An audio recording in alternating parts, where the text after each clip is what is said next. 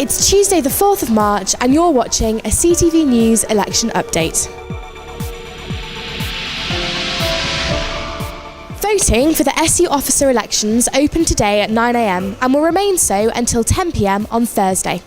To cast your vote, visit www.bathstudent.com/elections. The results will be announced in the plug on Friday at 6 p.m. In other news, the candidate for Activities Officer, Freddie Clapson, has come under fire following a reopen nominations campaign against him. The anonymous Facebook campaign page, Ron Potato for Activities, has expressed its concerns surrounding Mr Clapson's credibility as a candidate.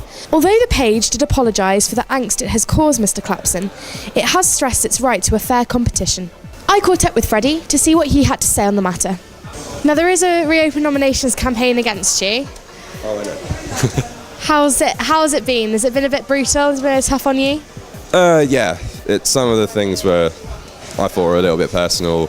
Seemed a bit unfair. I'm happy for people to criticise my policies. That's the whole idea of politics. Someone has an idea, and if the people who created the policies want to come and talk to me about the ideas, we can collaborate or whatever, then that's perfectly fine. It always happens when there's someone running unopposed. I mean, I think I've done it before. I've just gone, it's not technically an election. And I'm happy for people to vote Ron if that's what they believe. But that potato campaign was a bit personal at times.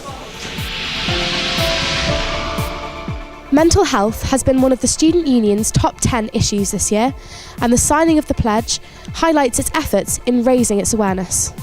The Climate Change Pledge is it's really important, not just to me as the president of the Students' Union, but also on a far more personal level. Mental health will affect most people either directly or indirectly through family members, friends and colleagues. So Time to Change reported in 2013 that over 1/3 of people with a mental health condition say that they have experienced stigma or discrimination because of their condition. So Ellie, you've just signed the Time to Change pledge. Why was it important to you? It just demonstrates the university and the student union's commitment towards tackling stigma around mental health, which is, I think, really important for all of our students here. And what are you doing specifically to enact the pledge?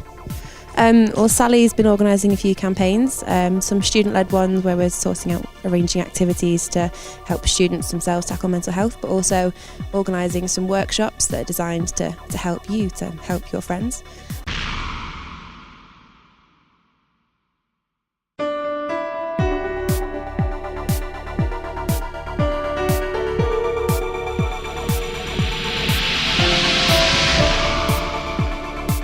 Foreign students face being included in government plans to cut net immigration rates to the UK. Amid growing pressure from UKIP and Conservative backbenchers to curb immigration, the Prime Minister David Cameron has pledged to reduce net migration to less than 100,000 a year by 2015. This is in response to the Office for National Statistics report, which estimated that net long-term migration to the UK was 212,000 in 2013. This will directly affect non-EU university students who risk losing their work visas because, according to the Home Office, migrants, whether students or otherwise, have an impact on public services. The government has already implemented a more rigorous student visa process, which, according to universities, has put many foreign students off coming to university in Britain. Keith Vaz, chairman of the Home Affairs Select Committee, told the BBC that the debate on immigration cannot be ignored, as students are not migrants, and that there needed to be an intellectual, factual debate about student visas. CampusTV asked students for their thoughts on cutting migration rates and how this would affect universities. Do you think immigration rates are too high in this country? Not necessarily think that they're too high, but I think that they could be managed.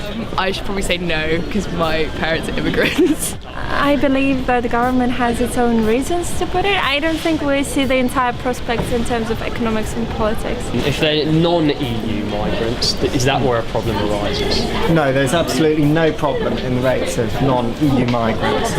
In fact, I think it's too difficult for non-EU migrants to migrate into the UK. I feel that it's part of our past that we've incorporated relationships with other countries, and it's only fair that that carries on. Immigration is part of that. I guess we just have to learn how best to suit everyone, both people already here and those coming in. Following the recent death of 18-year-old Samuel Amon, Bath and North East Somerset Council have been called upon to improve river safety measures. In September, Mr Amon's body was found in the River Avon. This brings the total number of deaths to 6 over the past 5 years. Mr Amon's family have claimed that substantial steps need to be taken to improve river safety measures in order to prevent further deaths. A spokesperson for Bath and North East Somerset Council has issued a statement offering their condolences to Mr Amon's family, alongside a promise to review existing safety precautions and to potentially look to implement new measures to offer the best possible protection to the public. I think it's important that the council actually look critically at what problems occur. So, for instance, are the barriers adequate? Are they going to invest more money to run safety around, especially around the travel paths where cyclists are there? Are they going to reevaluate where those cycle paths lie? I think also the council should take onus on education as well as the safety measures of making sure that educating students and local residents and anyone in Bath around what the implications of the river is and actually how to remain safe walking by that river late at night especially. The University of Bath Students' Union has released a statement withdrawing its support for students attending a national demo due to health and safety concerns. On Wednesday the 19th of November, thousands of students are expected to take to the streets of London to protest against increasing tuition fees ahead of the general election in May 2015. The National Union of Students has released a statement outlining the lack of safety measures in place for this demonstration. Following this, the president of the Students' Union, Jordan Kenny, stated that the Students' Union would continue to support the principles of free education, but not through a demonstration that continues to have outstanding safety concerns. A referendum on whether the Students' Union should support this demonstration was held 2 weeks ago, and the overwhelming majority of voters were in favour. However, due to a turnout of only 108 students, the poll has been considered undemocratic, and the Students' Union has been criticised for the lack of promotion of this poll. What do you think of the Students' Union's decision to withdraw support for the National Student Demo? I think with the statement that they issued, they haven't really been that clear on whether they're going to support it or not. So they've said that they're not going to support it for now, but they've said if they receive information and a risk assessment that's up to date from the demo organisers, then they will reconsider their position. But the demo organisers haven't been in contact, and I know Jordan has tried to chase them up on it, but they just haven't got back to him. So it's kind of a bit in the air about whether they will support it or won't support it.